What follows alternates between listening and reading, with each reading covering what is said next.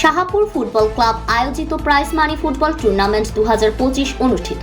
দেখুন নোয়াখালী থেকে মোজাহির ইসলাম নাইমের পাঠানো তথ্যচিত্রে।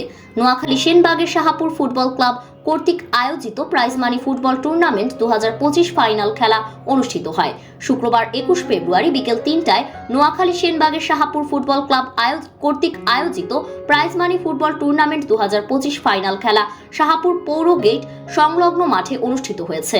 উক্ত ফাইনাল খেলায় শাহাদাত হোসেন শামীমের সঞ্চালনায় প্রধান অতিথি হিসেবে উপস্থিত ছিলেন সাবেক ছাত্রনেতা, বিআরডিবির চেয়ারম্যান ও পৌর বিএনপির আহ্বায়ক আব্দুল হান্নান লিটন।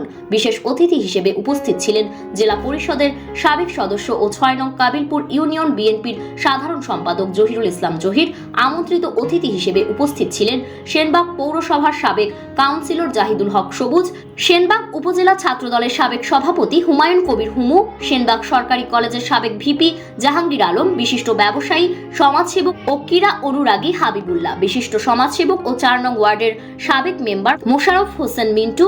এ সময় আরও উপস্থিত ছিলেন সেনবাগ পৌর জাসাসের সভাপতি আব্দুল মান্নান বাবলু, 4 নং ওয়ার্ডের সাবেক মেম্বার শফিউল্লাহ, বিশিষ্ট সমাজসেবক দুলাল, বিপুল সংখ্যক ক্রীড়া মোদী, দর্শক সহ প্রিন্ট ও ইলেকট্রনিক মিডিয়ার সাংবাদিকবৃন্দ।